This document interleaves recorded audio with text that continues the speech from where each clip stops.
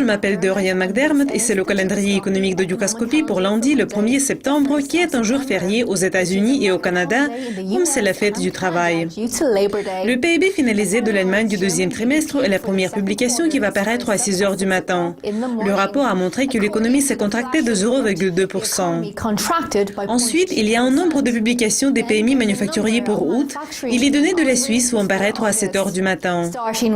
Les chiffres de l'Italie seront disponibles 15 minutes plus tard et ils sont suivis par les statistiques finalisées de la France à 7h50. Les publications finalisées de l'Allemagne est prévue pour 7h55 et les statistiques finalisées du bloc seront publiées à 8h. Deux publications sur l'économie du Royaume-Uni sont prévues pour 8h30 du matin et les emprunts nets aux individuels de juillet en sont une. Les emprunts ont progressé plus lentement que prévu en juin, ayant augmenté de 2,5 milliards.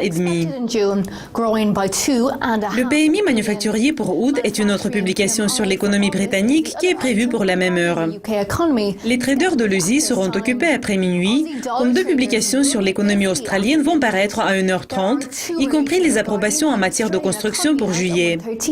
Une estimation désaisonnalisée du total de logements approuvés a chuté de 5% en juin, suivant une hausse de plus de 10% enregistrée au cours du mois précédent. Le compte courant du deuxième trimestre est une autre publication qui va paraître à 1h30. Le déficit s'est brusquement rétréci au premier trimestre de cette année. Et la dernière publication est celle de la déclaration de la politique monétaire de la Banque de réserve de l'Australie qui est d'une grande importance et elle va paraître à 4h30 du matin. La Banque de réserve de l'Australie a laissé le taux de base inchangé au niveau de 2,5% en août. Cela conclut le premier calendrier économique de septembre. Revenez demain pour voir notre prochain rapport. Mais pour le moment, au revoir.